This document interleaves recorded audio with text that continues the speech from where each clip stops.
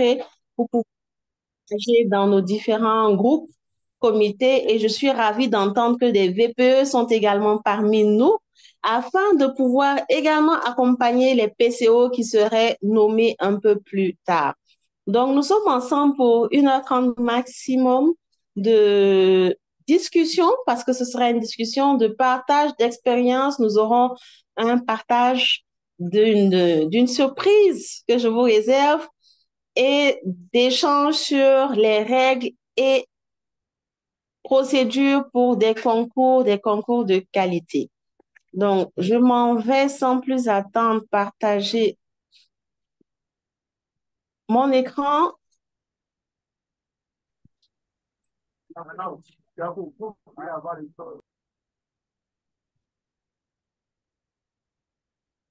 Pouvez-vous me confirmer tout ce que vous voyez mon écran? Oui, on voit bien ton Oui, écran. OK. Merci beaucoup. Donc, je le disais, c'est une formation qui est organisée par les trois divisions B et E et K, dans toujours l'esprit d'unité, de mutualisation des efforts, parce que c'est bien le Burkina qui gagne. Une formation qui a pour objectif déjà de passer en revue le manuel des procédures et des règles de concours que vous devez normalement avoir tous reçus. Notre très dynamique PQD, nos différents PQD les ont partagés dans les groupes et je pense chaque VPE l'a partagé aux différents officiels déjà nommés dans nos clubs. Il s'agit d'identifier aussi les rôles et les actions de chaque acteur, de chaque officiel de concours. Nous allons passer en revue en prenant bien sûr tout le temps pour les deux acteurs phares, à savoir le président du comité d'organisation et le juge en chef. Partager des bonnes pratiques autour du partage d'expériences. Et je pense vraiment, le but ultime, c'est vraiment contribuer à des concours de qualité dans chacun de nos clubs parce que c'est très important de pouvoir offrir aux membres des concours de qualité. Comment ces objectifs vont être atteints? Nous allons tout d'abord revenir sur les règles du concours. Nous allons passer acteur après acteur avec la liste de contrôle. Donc, qu'est-ce qui doit être fait avant, pendant et après de manière résumée pour finir sur une petite foire aux questions entrecoupée de partage d'expérience. Mais tout le long, comme vous me connaissez déjà, je vais demander votre participation, je vais demander vos interactions. Alors, la première chose que j'aimerais bien entendre, c'est pour vous, qu'est-ce qu'un concours? À quoi sert un concours de discours, quel que soit le type, évaluation, concours invraisemblable, etc., etc. La parole est à la...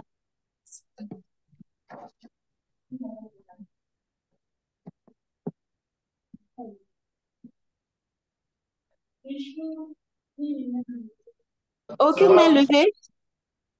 J'invite ceux qui ne prennent pas la parole à fermer leur micro pour nous permettre de suivre de manière plus aisée la capsule. Donc, n'hésitons pas à fermer nos micros. Qu'est-ce qu'un concours pour vous? Je vous écoute. Nous sommes 35 participants, dont moi, donc on dira 33, 34. Qu'est-ce qu'un concours? Atos Masters. Oui, DS. Merci, cher Dédé. Un concours pour moi, c'est une occasion de m'améliorer, tout simplement. Merci beaucoup. Une occasion de s'améliorer. Merci pour cette belle réponse. Qui d'autre veut bien se jeter à l'eau et nous donner tout simplement, selon sa conception, qu'est-ce qu'un concours à Toastmasters?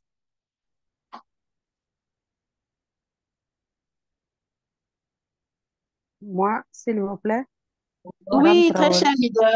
Oui, très cher leader. Nous vous écoutons. Un concours pour moi est un processus d'examen ou d'évaluation de ce qui a été fait.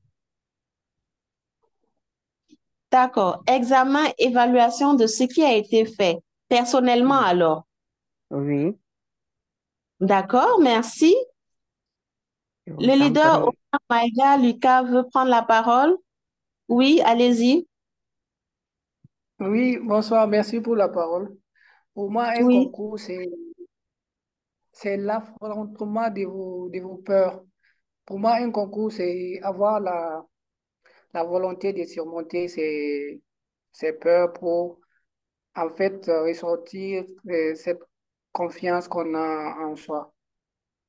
Wow, très belle définition. Merci beaucoup pour cette belle définition, affronter ses peurs. Notre très cher leader Yvette Compaoré nous dit dans le chat box qu'un concours est un exercice de prise de parole en public.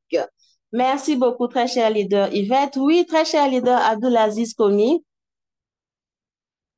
Merci beaucoup, c'est des termes. Et pour moi, un concours à Toastmasters, c'est l'occasion de pouvoir améliorer ses prises de parole en public et surtout l'occasion de se mesurer soi-même pour pouvoir s'améliorer. Merci.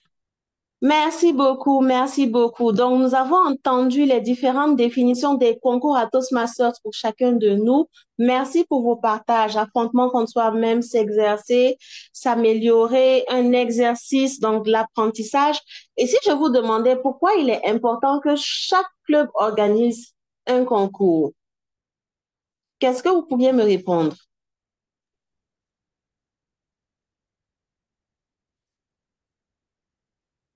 Oui, très cher leader. Merci, c'est des thèmes. Pour moi, c'est important pour chaque club d'organiser les concours parce que à Toastmasters, on a un seul objectif et découvrir la meilleure version de soi. Alors, si on ne donne pas chacun cette occasion de pouvoir se mesurer, c'est pour dire qu'il se peut que certaines personnes soient stagnent parce qu'on n'a pas la même manière d'évoluer. Et les concours aussi font partie de l'évolution. Et moi-même, je prends le concours comme un projet également qui intègre dans le parcours Toastmasters. Merci. Merci bien, très cher leader. Est-ce que je peux avoir une dernière intervention? Pourquoi c'est important que chaque club Toastmasters organise un concours?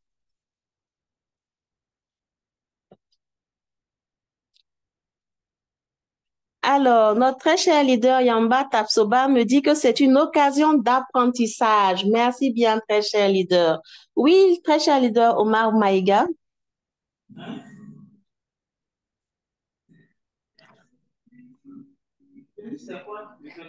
Merci pour la parole une fois de plus.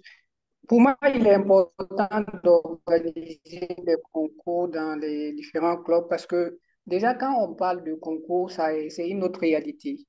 Les gens, si c'est le discours normaux, c'est bien préparé, voilà, tout est bien organisé. Mais quand on parle de concours maintenant, on voit qu'il y a une autre atmosphère et les gens sont un peu paniqués. Et là, l'importance des concours, c'est de combattre cette peur-là, cette fragilité qu'on a de compétir. Parce que la compétition dit que, voilà, dois être le meilleur. Tu dois être le meilleur pour aller au niveau supérieur. Donc, au niveau club, c'est important parce que on doit franchir de nouveaux clubs pour aller à d'autres niveaux. Donc là, ça suscite beaucoup de stress, d'incertitude. Donc, ça fait que c'est très important de passer à ça. Merci beaucoup, très cher leader. Je pense que le leader Jean Bassan voulait prendre la parole. Je veux bien vous laisser parler avant de continuer. Avec plaisir. Oui, bonsoir à tous. Et désolé d'avoir pris un peu de retard. Sinon, effectivement, c'est Jean Bassan, secrétaire de Bobo Kouma. Pour moi, l'objectif des concours, c'est pour répondre à la méthode Toastmaster. Les concours permettent de s'évaluer, pour moi. Voilà, c'est la réponse à la méthode Toastmaster qui est l'évaluation, que ce soit à mi-parcours ou en tout cas à n'importe quel moment, les concours permettent de s'évaluer et de connaître réellement le niveau, son niveau. Merci. Merci beaucoup, très cher. Merci aux uns et aux autres pour ces très précieuses contributions qui ont vraiment permis déjà de camper le décor. Nous allons donc poursuivre.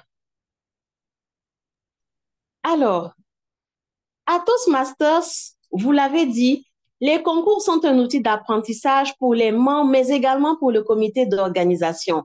Donc, les concours ne sont pas un élément aléatoire de la méthode de formation que l'on peut ou non mettre en œuvre. C'est vraiment essentiel d'organiser un concours au moins chaque mandat pour pouvoir travailler ces différentes compétences-là, parce que les concours apportent une expérience unique. Et vous l'avez dit dans vos différents propos, qui décuple les compétences en communication du candidat qui est face à lui-même, car contrairement aux autres concours et compétitions, à Toastmasters, il ne s'agit pas de compétir contre un autre candidat, il s'agit d'être face à face avec soi-même, sortir de sa zone de confort, essayer de nouvelles techniques, apprendre de nouvelles techniques des autres et renforcer ses compétences.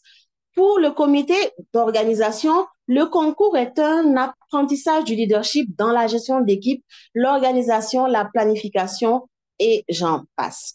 Mais pour que les concours permettent, que ce soit aux candidats, au comité d'organisation ou même aux membres qui assistent, de vivre un événement idoine, il est important de respecter les règles et procédures. C'est le secret de concours réussi. C'est le secret de concours de qualité, c'est le secret de concours équitable, c'est-à-dire offrir à chaque candidat l'expérience unique demandée. Et c'est pour ça cette formation est cruciale pour que chaque acteur, chaque officiel, mais également chaque candidat comprenne le rôle des uns et des autres. Nous allons démarrer par les règles générales. Je vais aller un peu vite parce que je suppose que chacun d'entre nous a quand même lu le manuel qui a été partagé par nos différents PQD. Mais je vous invite à laisser des questions dans le chat box au fur et à mesure pour que nous puissions y revenir et les adresser le long de cette formation. Donc, sentez-vous libre de poser vos questions. C'est vraiment l'occasion unique. Il y a 36 leaders qui ont 36 expériences et qui pourront nous faire grandir. Qu'en est-il des règles générales décrites par Toastmasters International dans le cadre de l'organisation des concours? Alors, Toastmasters nous précise que les concours débutent au niveau club, puis secteur, puis division et district. D'où l'intérêt d'organiser les concours à ces différentes échelles-là. D'abord au niveau club, et c'est un cri de cœur à l'ensemble de tous nos clubs de nos divisions B, E et K de vous lancer dans l'organisation des concours avec l'aide de vos directeurs de secteur, de vos divisions, des autres clubs pour y arriver. Quels sont les clubs éligibles pour organiser un concours? Tous les clubs en good standing, c'est-à-dire vraiment qui sont à jour sur le dashboard, peuvent organiser des concours. Et le livre des concours, donc le manuel que nous sommes en train de survoler et qui vous a été partagé, s'applique à tous les Toastmasters, tous les officiels, tous les clubs sans aucune exception. Donc, c'est vraiment le livre de chevet. Très cher PCO, très cher juge en chef, très cher VPE et président, dormez dorénavant avec le livre des manuels pendant la période d'organisation de vos concours et vous avez de grandes chances d'arriver au résultat d'un concours de qualité. Quand on parle d'éligibilité, on peut aller plus loin en se demandant quelles sont les personnes éligibles à être, par exemple, candidates à un concours. Alors, tout membre à jour de ses cotisations d'un club à jour peut prendre part à un concours. Ce qui est important de préciser, c'est que l'éligibilité doit être maintenue à tous les niveaux. Un cas concret, je ne suis pas éligible au niveau du club, mais au niveau du secteur, je le deviens. Je peux être éliminé au niveau du secteur, je dois même être éliminé parce que je n'étais pas éligible à tous les niveaux. Donc, que ce soit club, secteur, division, district, l'éligibilité doit être garantie. Ne sont pas éligibles au concours différents officiers, dont les dirigeants et directeurs internationaux, les conseillers régionaux, mais surtout ce qui nous intéresse, tous les officiers du district, donc directeurs de district, l'équipe du district, mais également les DDIV, les DS ne peuvent se porter candidats au concours. Les candidats au poste d'officier pour l'année prochaine, les directeurs de district sortants, mais également les officiels et présentateurs du concours. Je prends un exemple. Notre très cher leader Zena Seogo veut postuler au concours de son club, mais prévoit d'être la PCO du concours du secteur, elle n'est plus éligible à ce moment à se présenter comme candidate. Pour les concours qui nous intéressent, à savoir ceux d'évaluation et d'histoire invraisemblable, nous n'avons pas de critères d'éligibilité concernant les niveaux, c'est-à-dire tout membre, un membre qui aurait adhéré la semaine passée peut se porter candidat au concours de discours d'évaluation, au concours de discours invraisemblable. Pour la question à savoir, je n'ai jamais fait d'évaluation, est-ce que je peux? Oui, vous pouvez parce qu'il suffit juste de suivre les critères de notation du bulletin et de vous y accorder, bien sûr en étant encadré pour la méthode et vous êtes beaucoup plus à l'aise. Passons maintenant aux juges. Quels sont les critères d'éligibilité des juges? Pour le niveau club, il suffit juste que les juges, que ce soit le juge en chef, les juges votants ou le juge de prix d'égalité, soient membres cotisants. Au niveau secteur, division et district, il faut que ces personnes aient validé les niveaux 1 et les niveaux 2 de Pathways ou soient détenteurs du niveau C6 de l'ancien programme. Ce dernier critère n'intervient que si la personne fait partie d'un club antérieur à Pathways. Par exemple, si votre club a été créé juste après l'introduction de Pathways, vous ne pouvez pas, bon, vous ne le faites même pas puisque vous n'avez pas l'ancien programme, vous ne pouvez pas postuler avec ce critère. Et il faut être physiquement présent. Donc, je ne peux pas être juge en ligne d'un concours, bien qu'on ait demandé que tous les concours de club dans notre district se fassent en présentiel. Quels sont d'autres critères d'éligibilité, mais relativement à l'originalité? Les candidats au concours de discours doivent choisir eux-mêmes leur sujet de discours. Donc, pour ce qui est du concours d'histoire invraisemblable. Cependant, il y a une règle d'originalité qui est éliminatoire, à savoir, vos discours ne doivent comporter que 25% d'éléments extérieurs. Il ne s'agit donc pas d'utiliser un conte connu, même si vous changez les noms des personnages, ou d'utiliser plus de 50% de citations, de références, de paragraphes. Non, vous ne devez avoir que 25% d'éléments extérieurs et le petit conseil que je pourrais vous donner est de vraiment aller sur des créations personnelles. C'est plus simple et ça vous évite de frôler de près ce critère qui est éliminatif.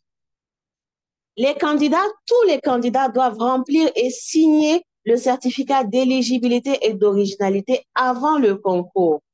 C'est-à-dire, au moment où le président du concours dit « Démarrage du concours d'évaluation du club Onea Toastmasters Club », le candidat qui n'aurait pas remis sa fiche ne peut plus postuler, ne peut plus prester. Donc, tous vos fiches doivent être données avant le concours, même si c'est le jour J, mais idéalement lors de la séance d'information que nous allons voir plus tard. N'oubliez pas vos questions, vos préoccupations, vos commentaires dans le chat box. Quels sont les différents membres officiels de concours dont nous avons besoin pour nos futurs concours d'évaluation et d'histoire invraisemblable? Au niveau du club, nous avons besoin d'un président du comité d'organisation, nous avons besoin d'un juge en chef, nous avons besoin d'au moins 5 juges votants, nous avons besoin d'un juge de bris d'égalité, nous avons besoin de 2 scrutateurs et de 2 chronométreurs. Au niveau du secteur, nous avons besoin d'un nombre égal de juges votants par secteur, mais ou bien un minimum de 5 juges votants. C'est-à-dire, vous pouvez prendre juste 5 juges votants ou un nombre égal de juges votants par club du secteur. Vous avez aussi besoin d'un président du comité d'organisation ou d'une présidente du comité, d'un juge en chef ou d'une juge en chef, d'un ou d'une juge de bris d'égalité, ici également de 2 scrutateurs et de 2 chronométreurs.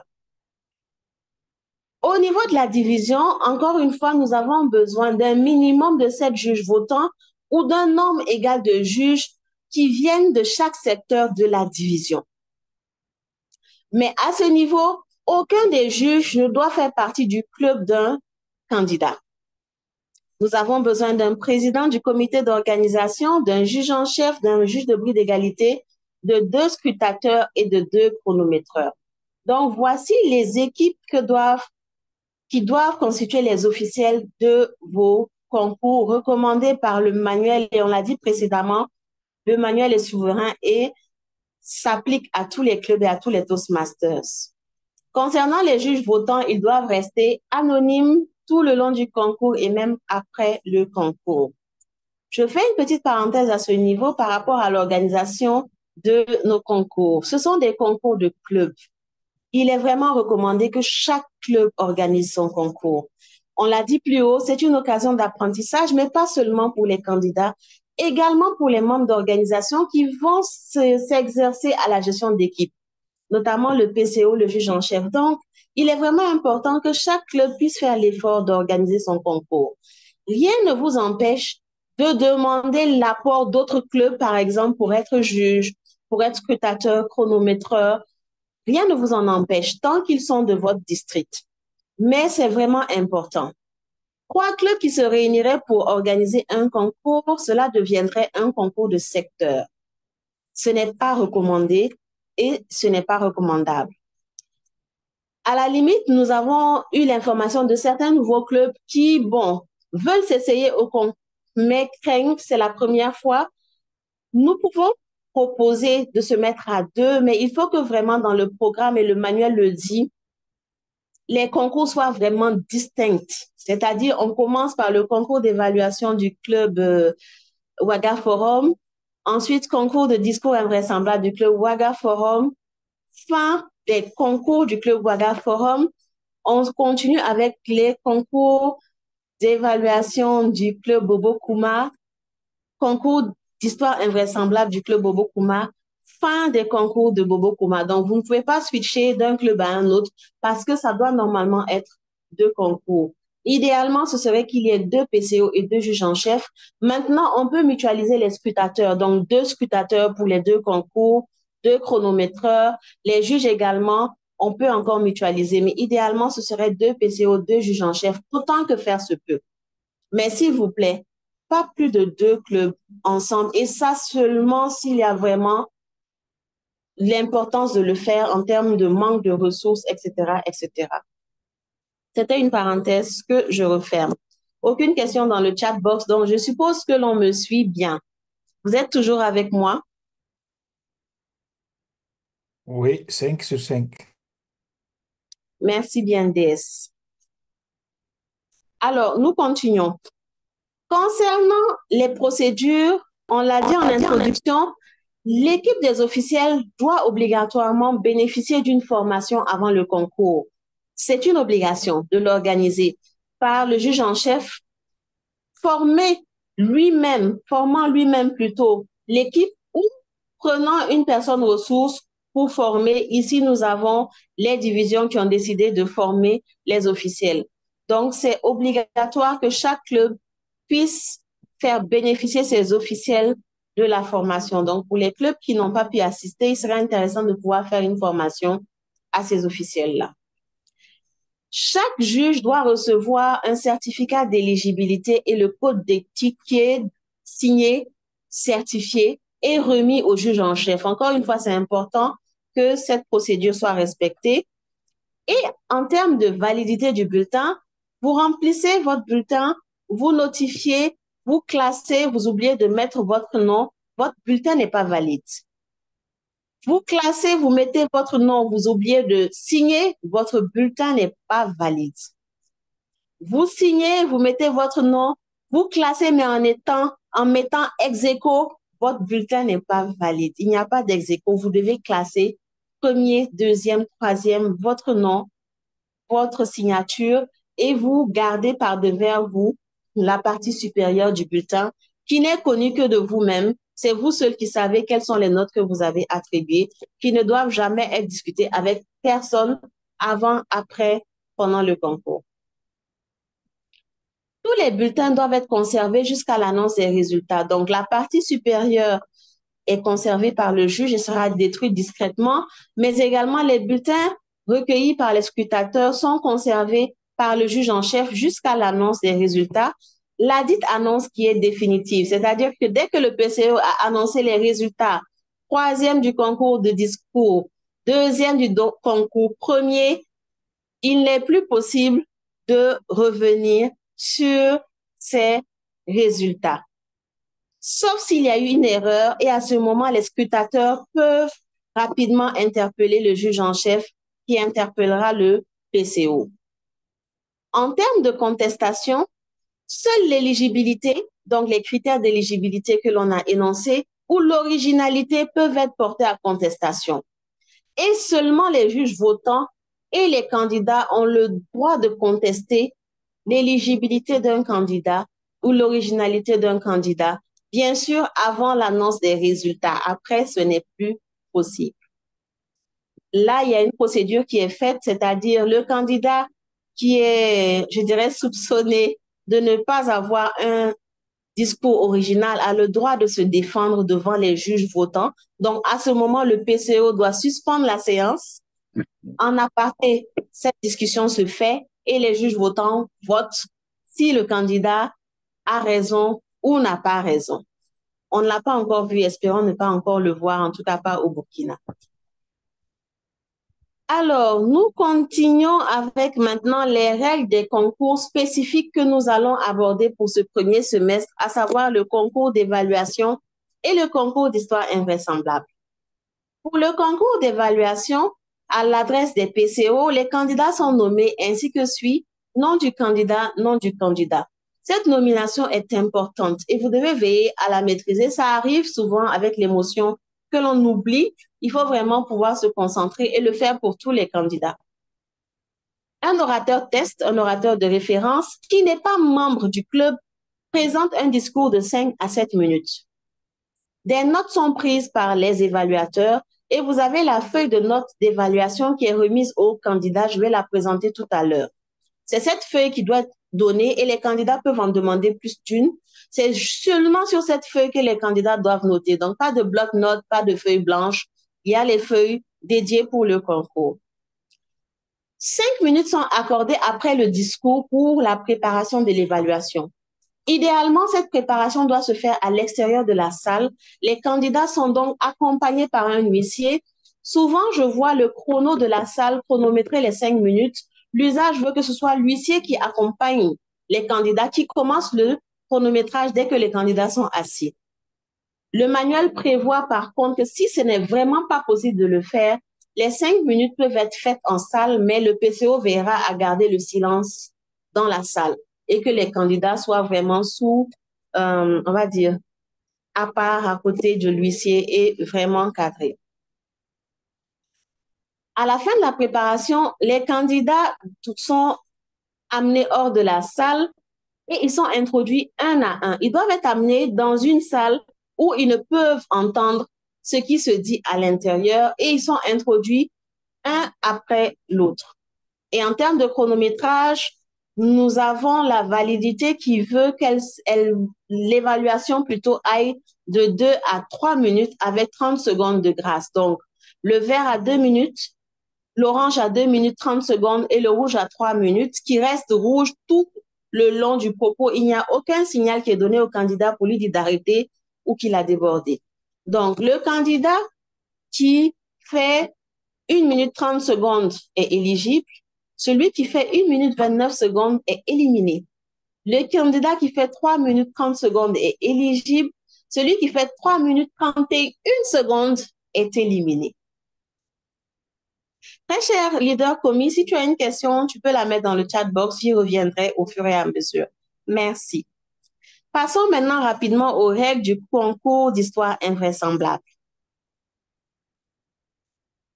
Le concours d'histoire invraisemblable, souvent on me pose la question, en fait, c'est un concours où le sujet doit être hautement exagéré, improbable.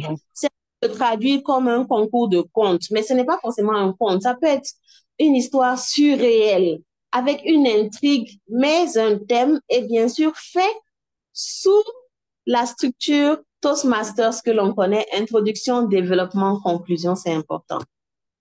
Pour ce concours, les candidats sont appelés ainsi que suit: nom du candidat, titre du discours, nom du candidat.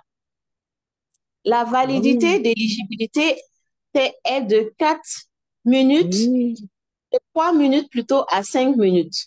Donc, Le chrono est vert à 3 minutes, orange à 4 minutes et rouge à 5 minutes, avec 30 secondes de grâce. Donc, un orateur qui ferait 2 minutes 30 secondes est éligible. Un orateur qui ferait 2 minutes 29 secondes est éliminé.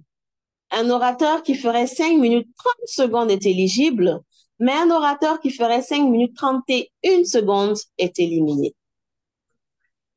Très chers commis, les notes sont prises par les évaluateurs. Pendant le discours de l'orateur de référence, les évaluateurs ont la possibilité de prendre des notes qui vont leur servir après à constituer, élaborer leur évaluation. Et vous avez des fiches spécifiques que je vais vous montrer tout à l'heure qui servent à prendre ces notes-là. Alors, nous avons fini de parler des règles et je vous invite vraiment à lire et relire votre manuel, que ce soit candidat ou officiel VPE, c'est important. Ça permet encore une fois de nous assurer de concours de qualité. Nous allons maintenant aborder les éléments les uns après les autres, c'est-à-dire qu'est-ce que doit faire le PCO, juge en chef, chrono, etc. Encore une fois, n'hésitez pas à poser des questions dans le chat box. On commence par le président du concours. Quel est le rôle du président du concours? L'organisation du concours, vous me direz, c'est bien vrai. En accord avec le VPE.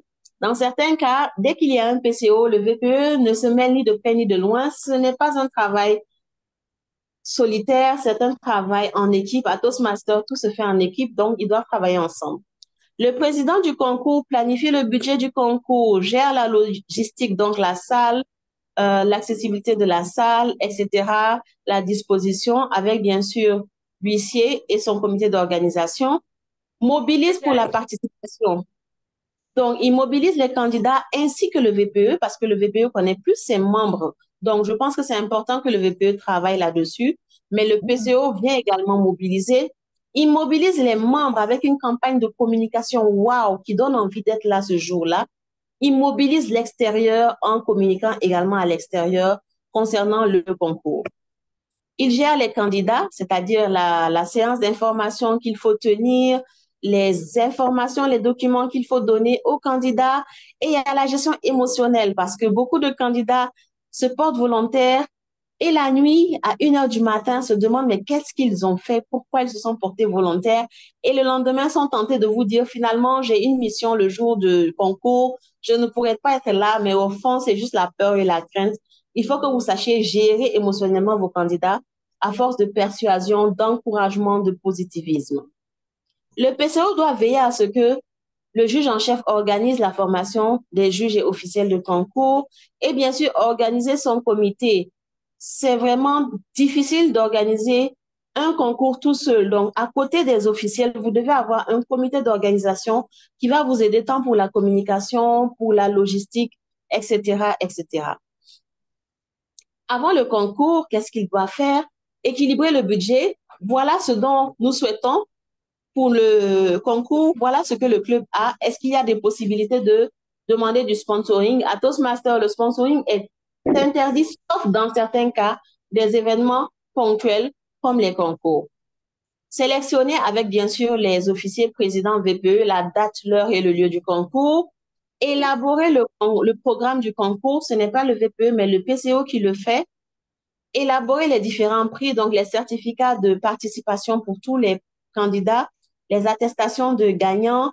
S'il y a des prix à donner, normalement, la norme voudrait que tous les prix soient estampillés Toastmasters et donc soient achetés à Toastmasters International. Sinon, le certificat fait vraiment office de reconnaissance de valorisation.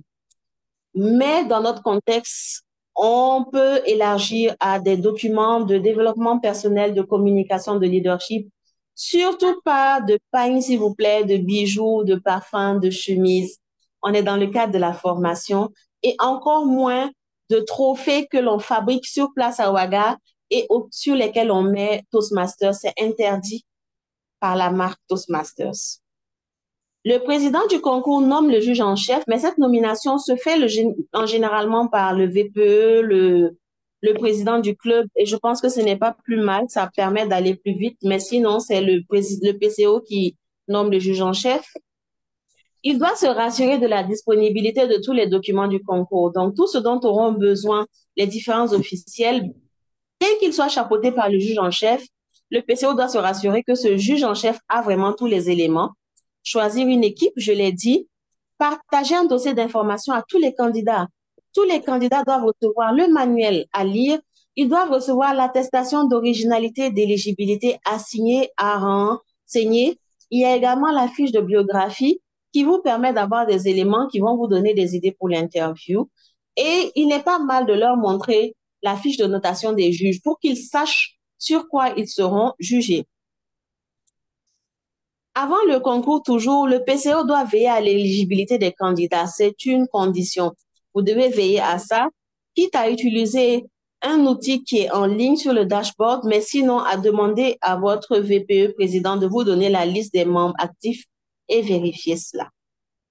Pendant le concours, le PCO ouvre le concours, rappelle les préalables, présente les candidats, donne la parole au juge en chef qui va présenter les règles. Donc, à ce niveau, il faut coordonner PCO, juge en chef pour ne pas répéter la même chose. Dans certains cas, on voit le juge en chef qui répète ce que le PCO avait préalablement dit. Non, les règles sont dédiées au juge en chef et tout ce qui est procédure, organisation logistique, ne pas prendre de photos s'il y a lieu. Vous pouvez laisser prendre des photos par le photographe officiel. Sinon, le manuel dit ne pas prendre de photos. Ça dépend. Ne pas rentrer et sortir. Comment seront nommés les candidats, etc. Tout cela doit être présenté par le PCO. Mener le concours suivant les règles que le manuel prévoit, avec la minute de silence, avec les éléments dont on a parlé. Mener l'interview des candidats. Tous les candidats doivent avoir droit au même nombre de questions. Donner les certificats de participation. Annoncer les résultats, donc remettre aussi les certificats de gagnants. Et traiter les potentielles protestations, contestations. On a déjà donné les règles de contestation plus haut. Après le concours, le PCO doit donner toutes les informations requises au juge en chef pour que ce dernier remplisse le formulaire de notification. Il communique sur les résultats dans les groupes WhatsApp, pas seulement du club, du secteur, de la division, la page Facebook. Si vous avez de la couverture médiatique, pourquoi pas. Et veille au paiement de toutes les dépenses. Avant de continuer, je ne sais pas si Dedive Boukari Savadogo est toujours là avec nous.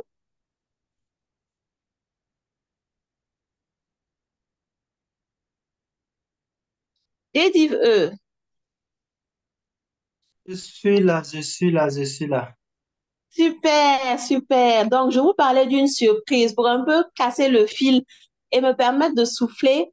La surprise, elle est devant vous. Notre très cher Dedive, notre très cher leader Boukari Savadogo va nous partager son expérience de président du concours en 5 minutes. Donc, je vais cesser mon partage afin qu'on puisse ne faire que le voir et l'écouter en 5 minutes. Oh no, donc Dedive, the floor is yours. The floor is mine. Merci beaucoup, cher Dedive K. Merci pour cette prestation très intéressante. Alors, je vais partager quelle est mon expérience en tant que président du concours. L'objet, c'est de partager une situation réelle pour que chacun de nous puisse tirer ce qu'il y a comme leçon à tirer dedans afin de pouvoir réussir les concours. Alors, je veux dire que, donc, c'était en 2017 ma première expérience. Je venais d'intégrer le club IAM Light au mois de juin.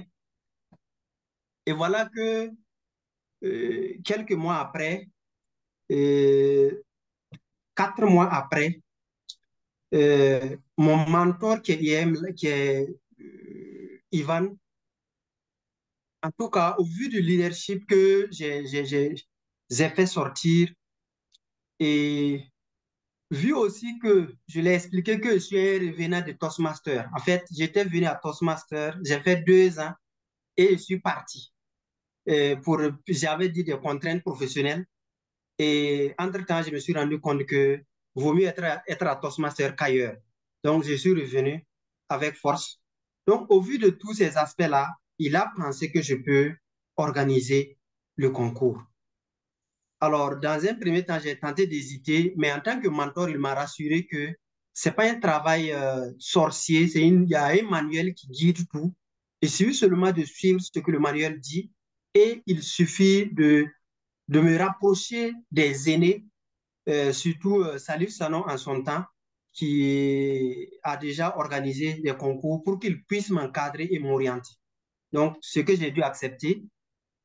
Alors, quelles sont les actions que j'ai dû faire en tant que président du concours? Il faut dire que dans un premier temps, c'est vraiment le manuel.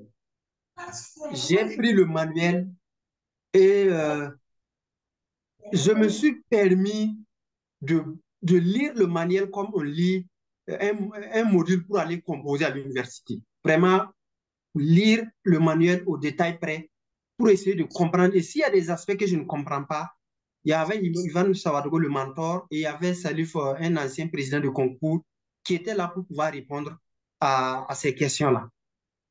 Donc, c'est vraiment le premier aspect. Après cette lecture-là, il me fallait choisir un juge en chef. Donc, il y a notre VPA en son temps qui a accepté être le juge en chef. Et vraiment, on a bien collaboré.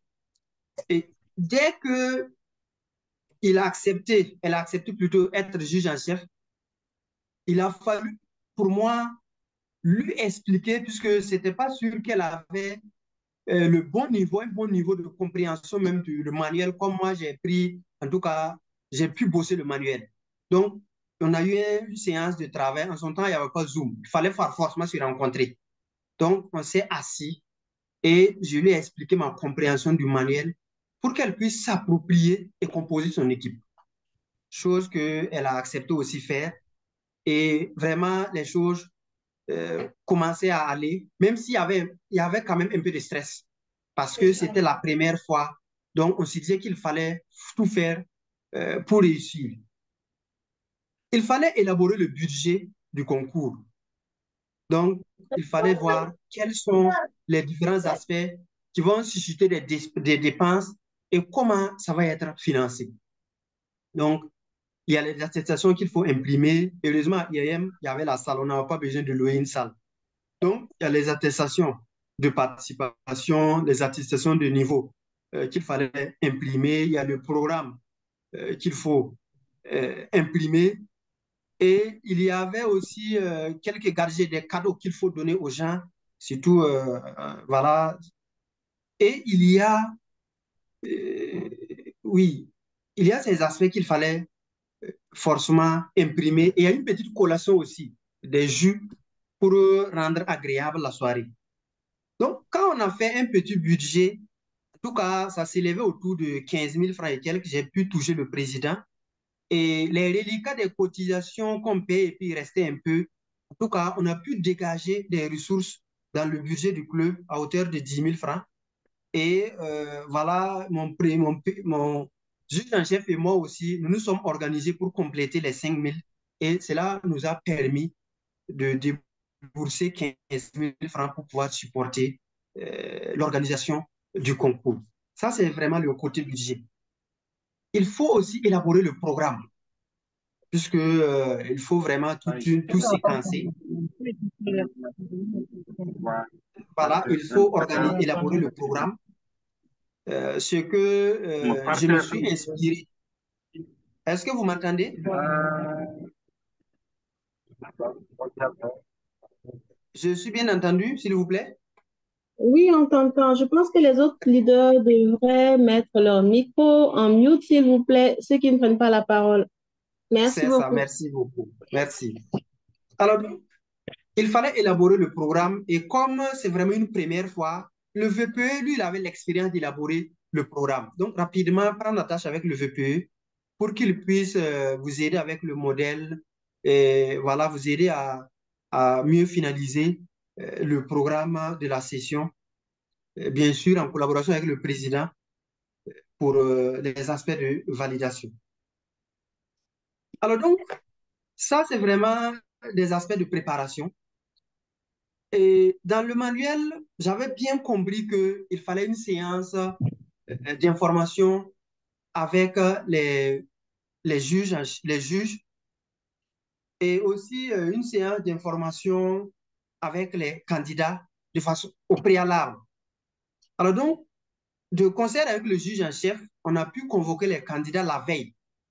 Donc, on s'est retrouvé à IEM également la veille en quelques une heure pour échanger sur les règles d'évaluation et pour signer le certificat.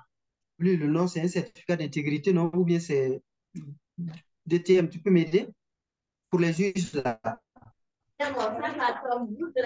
Des certificats d'éligibilité. Voilà, pour signer le certificat et pour expliquer aussi les fiches de notation.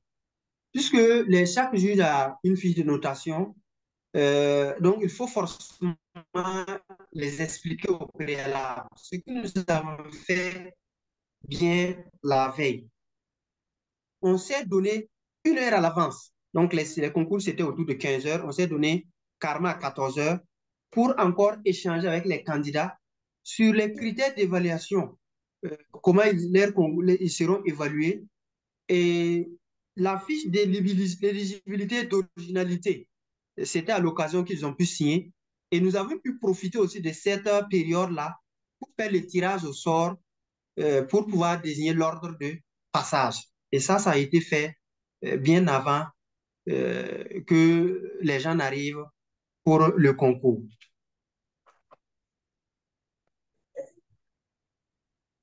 Alors, il y a un aspect aussi que je voudrais signaler, c'est la préparation en tant que président du concours, puisque c'est vous qui êtes l'animateur du concours. Donc, il faut préparer bien votre texte pour séquencer comment vous allez voilà, introduire le juge en chef pour présenter les règles du concours, préparer comment vous allez les candidats, comment vous allez les accueillir pendant la phase intermédiaire. On va demander à ceux qui n'ont pas la parole de fermer les micros pour plus de clarté. Voilà, donc il faut savoir que c'est vous qui êtes l'animateur du concours. Donc, préparez voilà, les phases intermédiaires, comment vous allez introduire les différents candidats, comment vous allez faire la phase d'échange avec les candidats, puisque juste pendant que les juges font l'évaluation,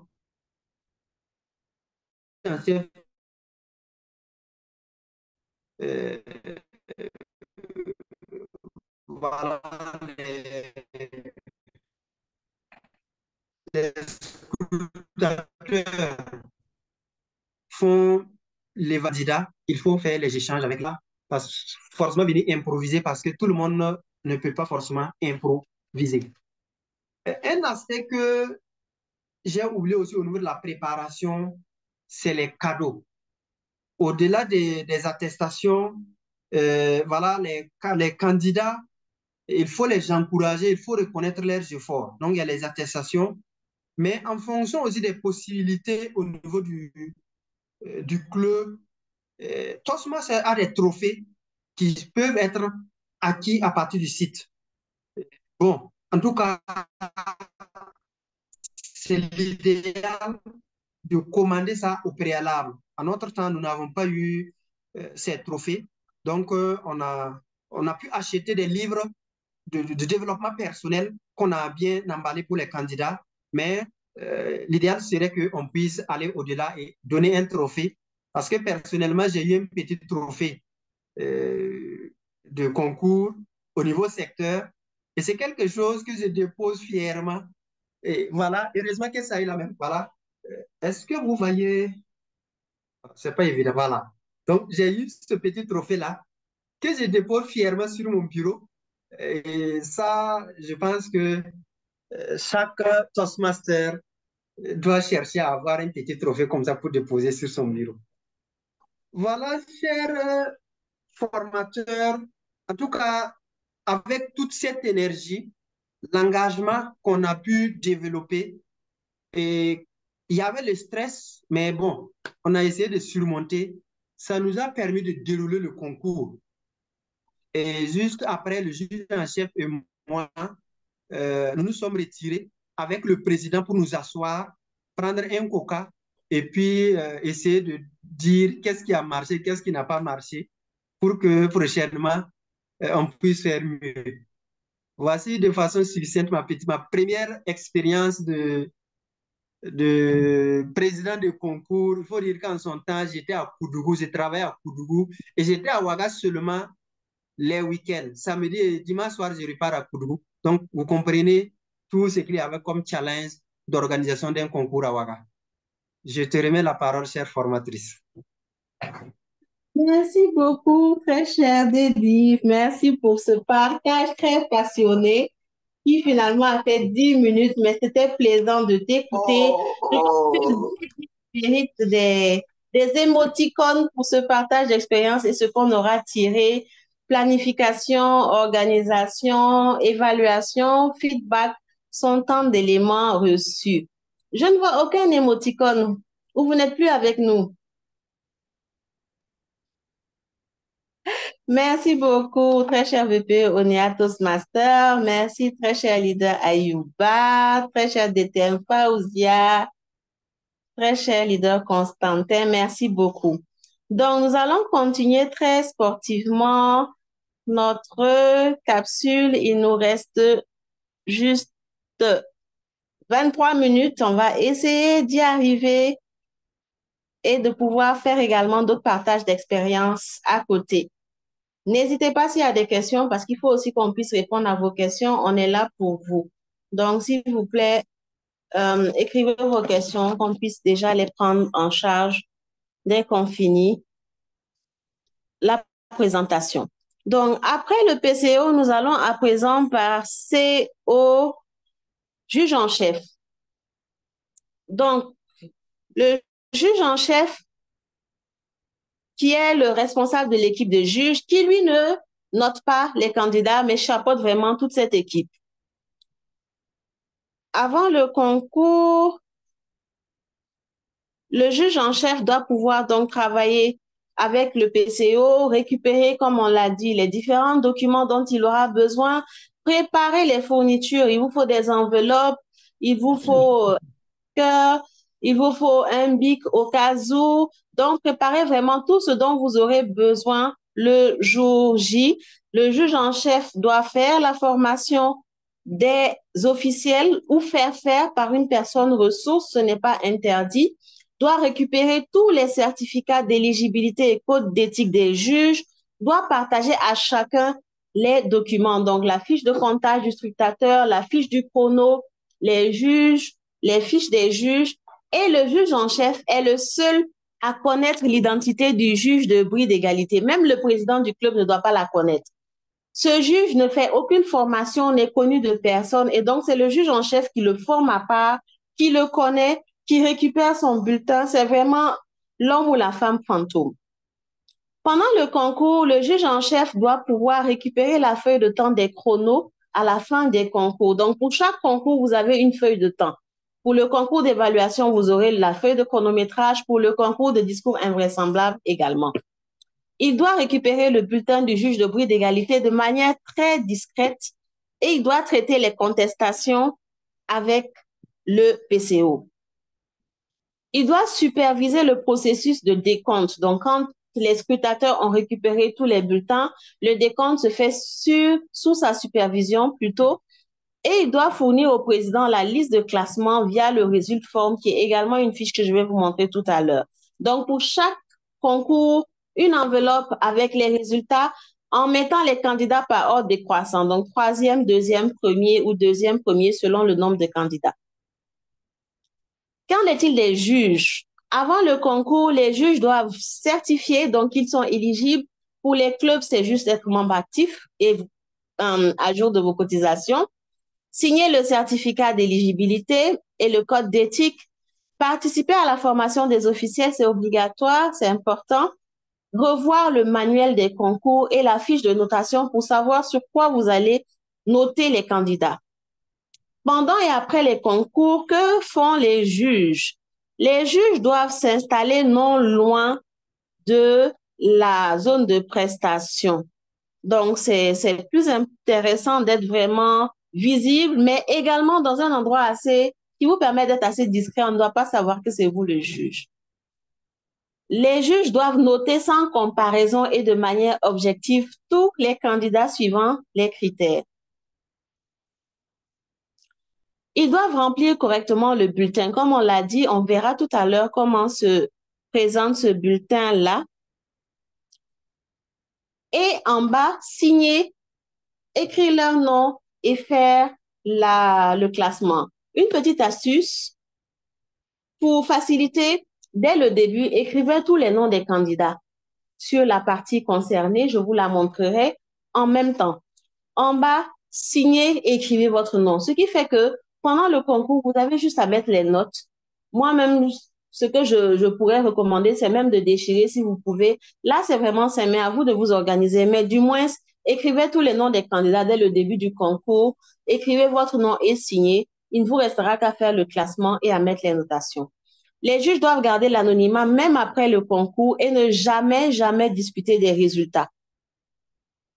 Qu'en est-il des autres acteurs, comme l'huissier, le scrutateur, le chrono? Alors, l'huissier doit arriver tôt. Je dirais que toute l'équipe d'organisation doit arriver tôt et charge au PCO de donner 1 heure de convocation pour les candidats, 1 heure de convocation pour tous les membres de l'équipe. L'huissier doit assister à la séance de formation. Les huissiers, parce que pour le concours d'évaluation, vous avez besoin de 2 huissiers. Préparer la salle et la signalisation. Si un candidat veut utiliser un dispositif, le huissier n'est pas obligé, mais le candidat peut lui demander s'il veut bien. Et ce dispositif doit être mis en place et enlevé pendant la minute de silence. Donc, c'est ce qu'on a dit, obtenir des concurrents leurs besoins en termes de matériel. Mais le manuel spécifie que c'est le candidat qui est responsable de son matériel. Pendant le concours, l'huissier doit fermer la salle. On voit souvent le concours qui a commencé. Le concours commence quand le PCO dit démarrage du concours d'évaluation. À ce moment-là, l'huissier doit fermer la salle.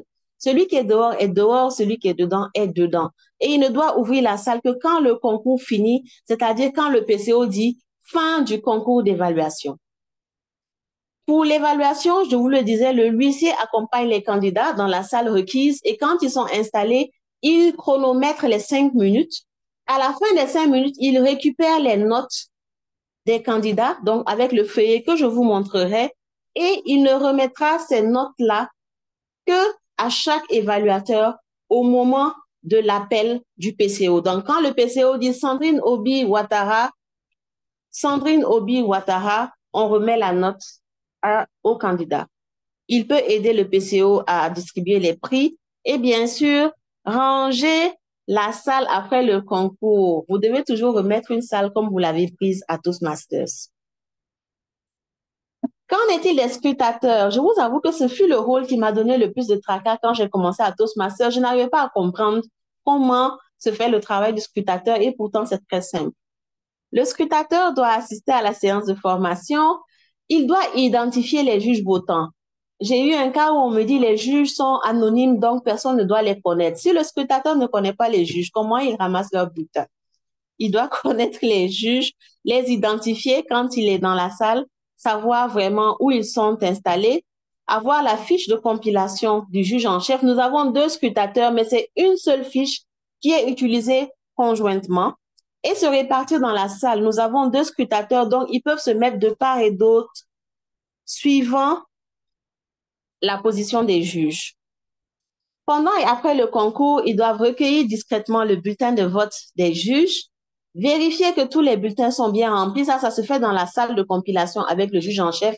C'est la première chose qu'on fait. On vérifie que tout est bien rempli et valide. Comptabiliser les résultats.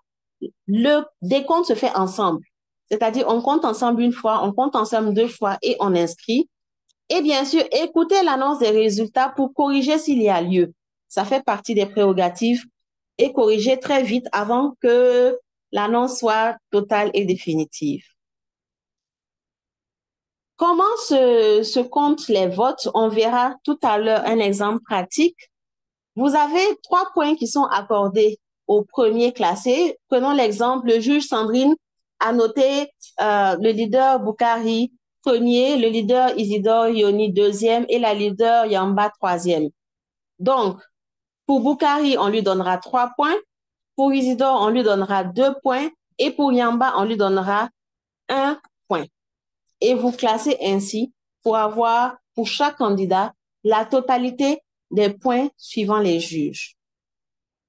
En cas d'égalité, c'est à ce moment seulement, et seulement à ce moment, que le juge en chef qui a récupéré le bulletin du juge de prix d'égalité le sort de sa poche plutôt, vérifie sa validité, et en ce moment, on ne cherche même pas de classement.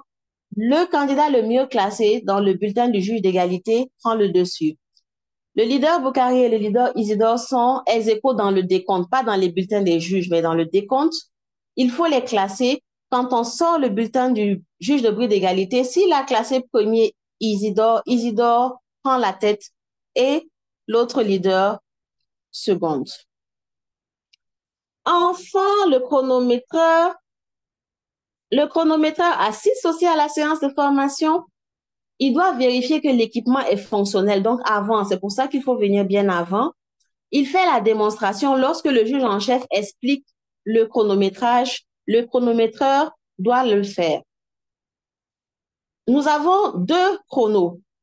Donc, les 2 chronos doivent travailler différemment. Il ne s'agit pas de discuter ensemble du temps, non. Vous avez le chronométreur qui tient le chrono, et c'est lui qui a la fiche de notation. Et vous avez le chronométreur qui a son chrono, mais qui a la lampe. Donc, chacun travaille dans sa sphère d'activité. Il doit indiquer les temps hors limite pour que le juge en chef puisse les voir, parce que le PCO doit annoncer qu'il y a disqualification pour cause de temps sans nommer le candidat. Donc, il faut qu'on puisse le voir et donner les feuilles de temps au juge en chef à la fin. Donc, pour chaque concours, une feuille de temps. Je vois des questions dans le chat box. Allez-y, allez-y. Nous n'avons plus beaucoup de temps, mais les questions sont vraiment importantes. Donc, je vais sûrement sauter les cas pratiques pour aller directement aux questions. Alors, comment on chronomètre? Pour le concours d'évaluation, le candidat a 2 à 3 minutes avec un temps de grâce de 30 secondes. J'ai expliqué plus haut comment cela se passe. Donc, 2 minutes le vert, 2 minutes 30 l'orange, 3 minutes le rouge et aucun signal jusqu'à la fin. S'il veut, il fait 17 minutes. Ce n'est pas votre problème. Aucun signal à la fin. Pour le concours de discours invraisemblable, le candidat a 3 à 5 minutes. Donc, 3 minutes le vert, 4 minutes l'orange, 5 minutes le rouge, avec encore une fois un temps de grâce de 30 secondes. Et en cas de difficulté technique, vous devez ajouter systématiquement 30 secondes supplémentaires au candidat. Le manuel vous précise que le chronométrage commence à la première communication verbale ou non verbale du candidat. Dites-moi en chat box ce que vous entendez par verbal ou non verbal. Je sens que nous allons rire ensemble. Enfin, je savais qu'il y aurait certains candidats et je pense qu'il y en a eu. Un petit topo pour les candidats. Vous devez choisir un sujet de discours original. Évitez de reprendre parce que nous connaissons tous les comptes qui existent déjà. Évitez de faire des références sur les autres candidats. Ça peut vous amener à vous éliminer. Vous devez assister à la séance d'information des candidats qui est organisée par le PCO, au cours de laquelle on fait le tirage au sort du passage. Vous devez signer le certificat d'éligibilité et d'originalité, remplir la fiche de biographie et vous devez prendre note de la zone de prestation. Avant le concours, le PCO doit faire cas de la zone de prestation. Certains PCO restent au lutrin et disent « Voici la zone de prestation ». Non, déplacez-vous et montrez concrètement la zone de prestation. Chers candidats, quand vous êtes appelés, on dit Sandrine Obi Ouattara, la vie de Louga François, la vie de Louga François, Sandrine Obi Ouattara. Vous devez vous déplacer immédiatement vers la zone de prestation et commencer votre discours. Vous devez aussi vérifier régulièrement les signaux de chronométrage pour pouvoir rester dans le temps. Après le concours, on reste fair play. On félicite tous les autres candidats, on reste positif. Et une note, on ne porte pas de pins lors du concours pour ne pas porter à on va pas dire à confusion, mais ne pas influencer les juges. Donc, voilà un peu les différents éléments. J'avais prévu une foire aux questions. Je pense que je vais juste faire l'une et on va passer aux fiches, aux questions et au partage d'expérience. Nous avons juste 10 minutes. Alors, vous êtes juge d'un concours. Vous vous mettez dans la peau d'un juge. Vous avez 3 candidats à évaluer. Le premier candidat passe, vous le notez. Le second passe. Vous vous rendez compte que ce second-là semble meilleur que le premier. Comment vous allez faire? Vous êtes vraiment tenté de modifier les notes du premier pour que le second, qui a une meilleure prestation, passe. Qu'est-ce que vous ferez, vous, juge votant? Je vous écoute.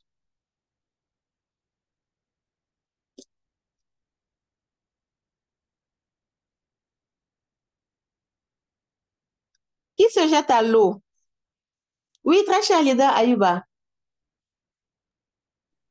Merci beaucoup, chère DTM Sandrine. Encore, merci beaucoup pour ce partage très bénéfique.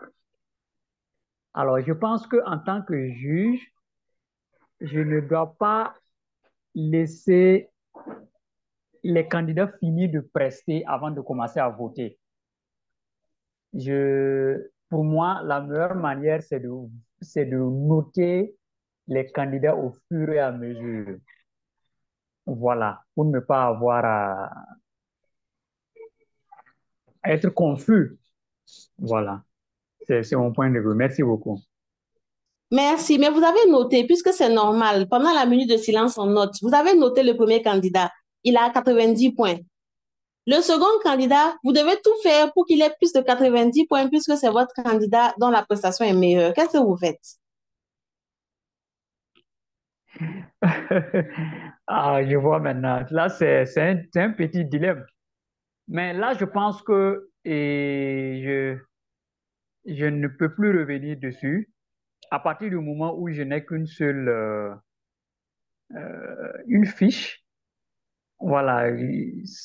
En rassurant également, ça peut entacher la crédibilité du juge. Je pense que c'est de rester, garder du moins le premier choix ou du moins la première décision qui avait déjà été prise.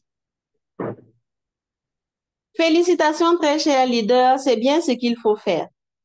C'est-à-dire, vous devez garder en mémoire que vous ne comparez pas deux candidats, vous notez chaque candidat suivant la prestation. Donc, en ce moment-là, vous ne pouvez pas changer selon que ça vous paraît mieux qu'un autre. Donc, merci beaucoup et félicitations.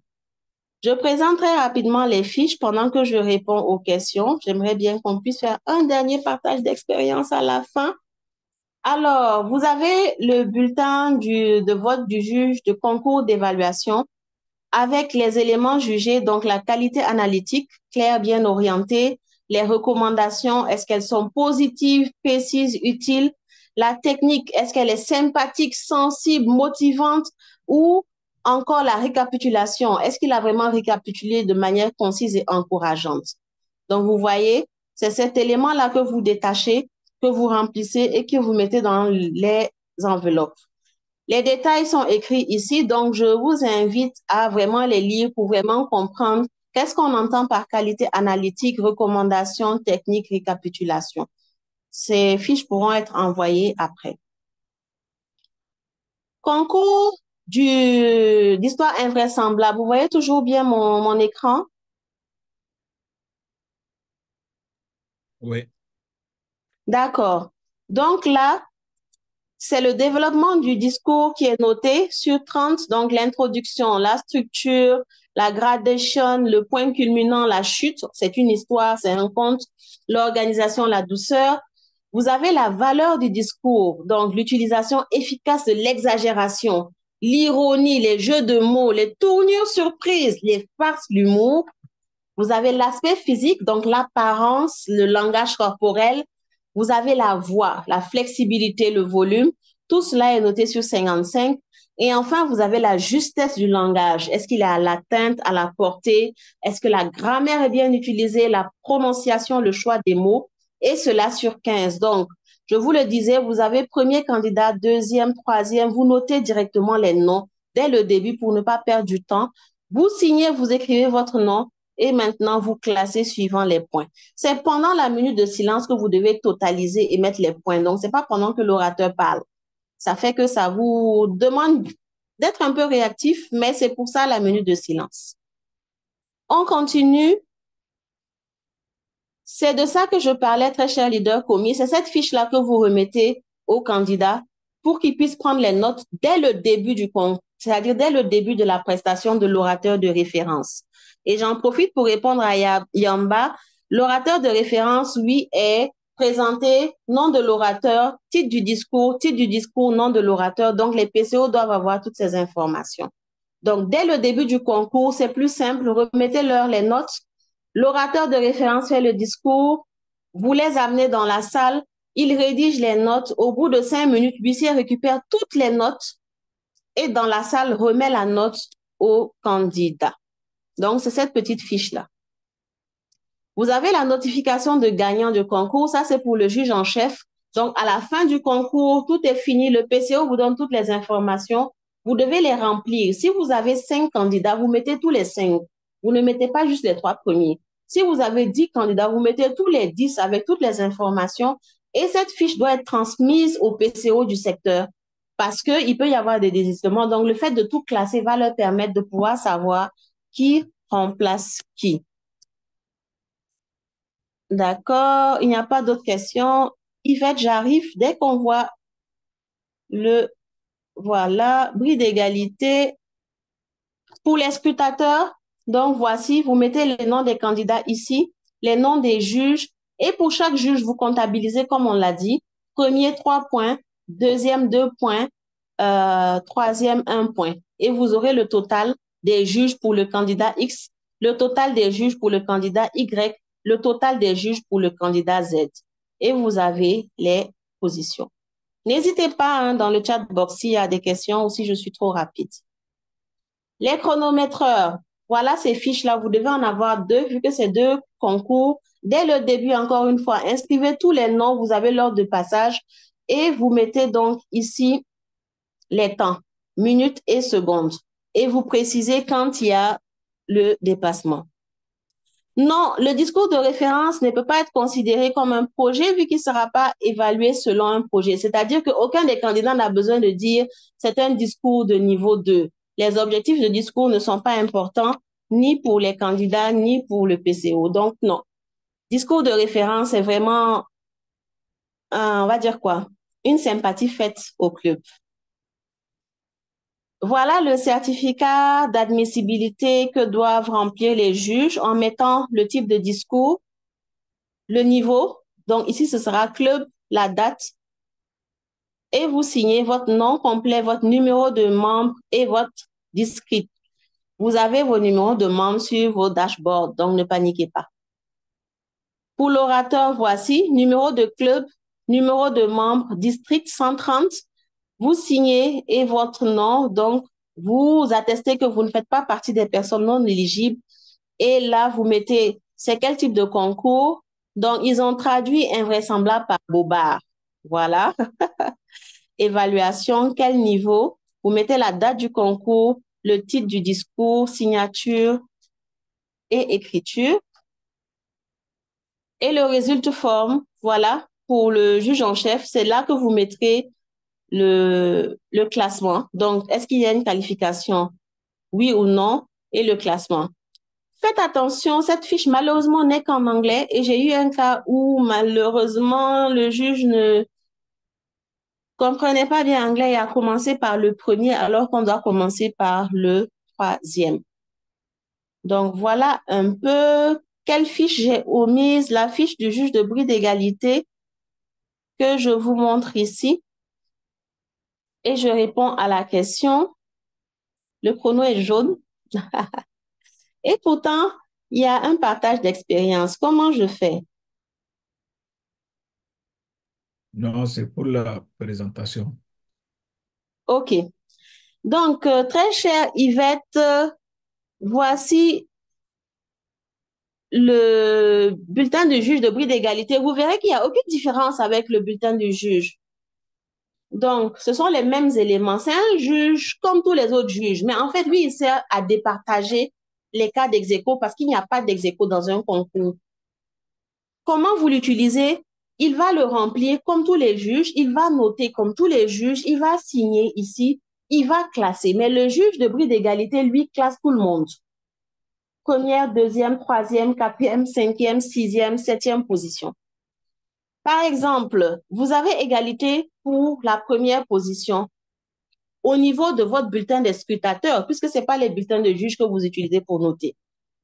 Vous venez au niveau du bulletin du juge de bris d'égalité et vous regardez qui il a mis en première position. Vous ne regardez même pas les autres. Si c'est X qui est en première position, c'est X qui devient le premier de l'autre côté. Je ne sais pas si je me fais comprendre. Sinon, n'hésite pas dans le chat box à me dire que c'est pas encore clair. Si par exemple, c'est la troisième position qui est ex-aequo, Sandrine est ex-aequo avec DTM Fauziatou, vous regardez au niveau de ce bulletin-là, qui est le troisième? Et vous classez. C'est bon pour vous? Yamba me demande si le juge de bris d'égalité choisit un autre candidat en dehors de ceux qui sont à égalité. Quelle est la conduite à tenir? Non, l'égalité, c'est au niveau de la place. Donc, vous prenez celui qui est le mieux classé par le juge de bris d'égalité, tout simplement.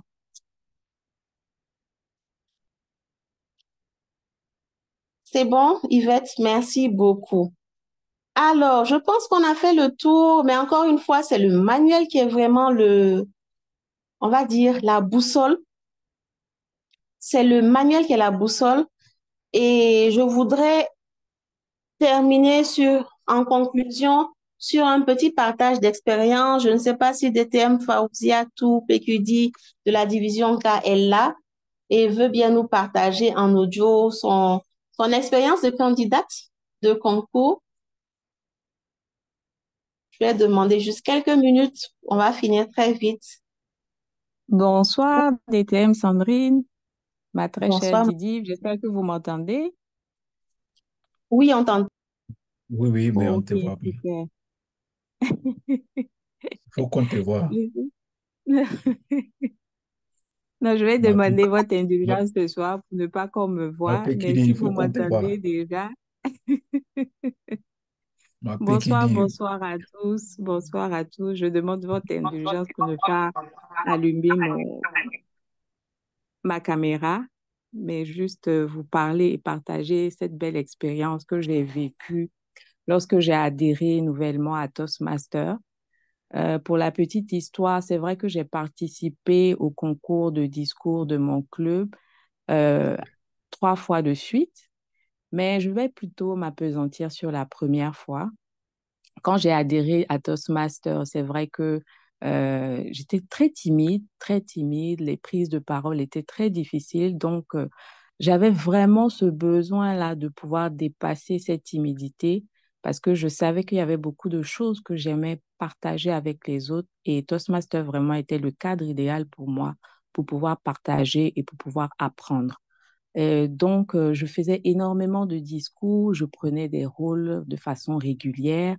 Et bien sûr, les VPE aiment bien ça. Donc, DTM Nadine Bikina, qui était notre VPE, notre vice-présidente à l'éducation en son temps, m'a bien repéré. Et bien sûr, quand le temps est arrivé pour qu'on puisse se préparer pour les concours, elle m'en a parlé et elle m'a demandé, elle m'a dit en tout cas que j'avais vraiment tout pour être candidate et pour réussir. J'avoue qu'au début, j'ai eu très peur. Je me suis dit, mais pourquoi elle pense à moi? Ça, c'est vraiment étant timide. Je me posais des questions. Est-ce que je suis à la hauteur? Est-ce que je vais pouvoir? Tellement, tellement de questions. Mais elle a su me rassurer. Et ce que j'ai bien apprécié, je me suis rendu compte, et elle a su me le dire aussi, c'est que vraiment, c'était ce défi que je devais relever, c'était pas par rapport à d'autres personnes, mais c'était par rapport à moi-même. Et c'était une manière pour moi de me montrer à moi-même que ce que j'avais appris, parce que c'est après 6 mois de mon adhésion à Toastmaster qu'elle m'en a parlé, et c'était une manière pour moi de me dire, ah, de pouvoir prendre un temps pour essayer d'évaluer un peu et puis de me challenger pour voir à quel niveau j'étais arrivée. Et bien sûr, quand j'ai su qui étaient les autres candidats, j'ai flippé encore. Il n'y a pas de grammairien, mais j'utilise ce mot pour dire en fait à quel point c'était pas simple. Les autres candidats, bien sûr, il y avait DTM Sandrine, il y avait DTM Stéphane Zeusseux, il y avait Dambélé Mahamadou, il y avait Yen Christophe, qui étaient des orateurs hors pair. Et franchement, c'est vrai que j'avais peur, mais j'étais vraiment honorée qu'on ait pu penser à moi à côté de ces grands orateurs et qu'on trouvait que je pouvais aussi compétir, non seulement vis-à-vis de moi-même, mais avec eux également. Et on a formé vraiment une belle équipe. Et moi, pour pouvoir me préparer pour compétir, puisqu'il faut se préparer, déjà, j'avais mon discours prêt parce que j'écrivais énormément, j'avais mon discours prêt. Donc, la seconde étape, c'était vraiment la préparation. Comment il fallait se préparer, comment est-ce que il fallait venir bien prester et tout. Donc, qu'est-ce que moi j'ai fait? J'ai essayé de regarder sur YouTube les autres concours à Toastmaster International, tout ce qui était concours, j'ai essayé de voir comment les orateurs se préparaient, comment est-ce qu'on pouvait, parce que c'était le track, j'avais le track et il fallait que j'essaie vraiment de vaincre ce track-là. Et ça m'a permis vraiment de partager aussi avec d'autres orateurs. Il y avait DTM Zongo Moussa, il y avait Romuald Nikiema qui avaient été des orateurs avant nous et qui m'ont encouragé, qui m'ont donné énormément de conseils. Et je me suis préparée.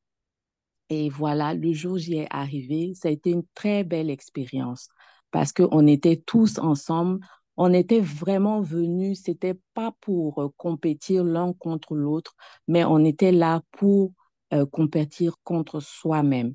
Et moi, quand j'ai terminé le concours, c'est vrai que ça n'a pas été simple parce que c'était un véritable défi parce que j'avais énormément le trac, mais j'avoue que je suis repartie vraiment euh, avec une autre vision, une autre façon de voir. Et ça m'a vraiment appris que j'avais du potentiel à l'intérieur de moi et que je pouvais encore compétir les autres années. Et ce qui a fait que j'ai compéti l'année qui a suivi et l'année encore qui a suivi, je me suis présentée pour dire que même si après ça, j'ai pas pu le faire, mais j'avoue que à chaque fois quand je vois les préparations pour les concours de disco, j'ai toujours un pincement au cœur parce que j'aimerais revenir avec celle que je suis actuellement, pas pour compétir avec les autres, mais pour voir ce que ça peut donner. Qui sait, peut-être qu'un jour, je reviendrai pour compétir. Et l'histoire, en fait, mon histoire, c'est vraiment pour encourager les uns et les autres. C'est pour encourager les VPE aussi, parce que je sais que c'est une période qui n'est pas simple pour chacun de vous, parce qu'il faut trouver les mots justes pour pouvoir encourager vos membres. Il faut vraiment trouver les mots justes. Il faut vraiment accentuer sur le fait que c'est vraiment pas pour compétir par rapport à d'autres personnes, mais c'est vraiment pour essayer de s'évaluer soi-même. Voilà, parce que lorsqu'on vient à Toastmaster, c'est par rapport à des objectifs bien précis qu'on s'est fixés et ce serait bien de pouvoir essayer de juger un peu, de voir à quel niveau nous sommes. Voilà, donc ce serait bien de pouvoir trouver ces mots-là pour encourager vos membres à pouvoir participer parce que forcément, on sort grandi de ces expériences-là. Parce que moi, jusqu'à présent, j'avoue que ça m'a donné l'envie de participer à d'autres concours, pas forcément à Toastmaster, mais à chaque fois, ça me revient à l'esprit de me dire, oui, j'ai pu compétir une fois, je peux le faire même si c'est à d'autres niveaux, même si c'est pas forcément dans le cadre Toastmaster. Et à chaque fois quand je me souviens, je me rappelle de ces moments passés et de ces expériences avec l'équipe, parce qu'on a formé une très belle équipe en tout cas et ça a été vraiment, on s'est encouragé mutuellement, on sort vraiment grandi. Donc, c'est ce partage-là que j'aimerais faire avec vous et vraiment encourager chaque membre de chaque club et surtout les VPE de pouvoir encourager vos membres à pouvoir participer à ces différents concours parce que forcément, ils sortiront grandis. N'oubliez pas de leur dire que c'est pas pour venir compétir avec d'autres personnes, mais c'est surtout avec eux-mêmes pour qu'ils puissent grandir et vraiment ressortir gagnants de ça parce que c'est quand ils compétissent avec soi-même, quand on compétit avec soi-même, on sort forcément gagnant de cela. Voilà ce que je voulais partager rapidement, ma très chère Didi. Merci beaucoup, ma très chère DTM. Merci beaucoup, ma très chère PQD, pour ce partage d'expérience qui, je l'espère, va motiver encore les VPE qui sont parfois un peu découragés par le manque de candidats. Allez-y, c'est de la persuasion, c'est du leadership. Je vais juste répondre à une dernière question de notre leader Zena Seogo qui demande si le bulletin de bris d'égalité annule tout le classement. Non. Le bulletin de bris d'égalité n'intervient qu'au niveau d'une position où il y a ex aequo. Tous les autres classements, bon, les trois, il n'y en a que trois, c'est-à-dire si c'est au niveau du premier, c'est le bulletin de bris d'égalité qui vous permet de classer le meilleur dans son bulletin.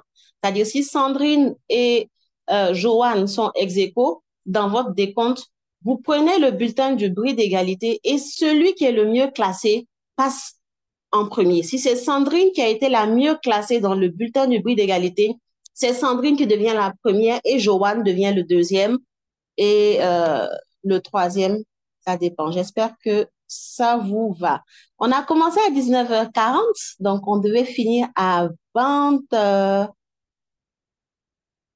c'est bien ça? 19h, non, 19h10 plutôt. Donc, on devait finir à 20h40. Je vous remercie beaucoup pour la forte affluence. Je vais juste clore ma présentation sur ces mots de Victor Hugo qui dit que mettre tout en équilibre, c'est bien. Mais mettre tout en harmonie, c'est mieux pour nous inviter, surtout les PCO, à travailler de manière organisée, planifiée pour des concours de qualité. La petite astuce, en tant que PCO, j'avais pris une feuille où j'avais noté tout ce qu'il fallait faire et je cochais au fur et à mesure pour ne rien oublier. N'oubliez pas de déléguer. Vous ne pouvez pas faire tout seul et surtout le jour J. Déléguez, ayez une équipe à qui vous confiez des tâches et le jour J, donnez à chacun des tâches pour vous concentrer sur vos candidats. C'était une activité de la division B, de la division E, de la division K. J'ai présenté la formation. Notre excellent leader Boukari Savadogo DDIV E a partagé son expérience. Qui de mieux que notre DDIV B, Germaine Bako, pour conclure ce moment et vous adresser tous nos remerciements.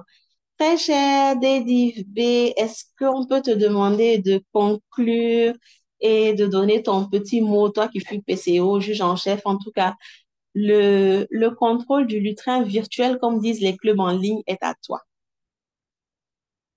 Merci beaucoup, Didivka, pour cette belle capsule de formation qui était complète, bien détaillée, avec des écritures qui nous donnent envie de te suivre. Bravo.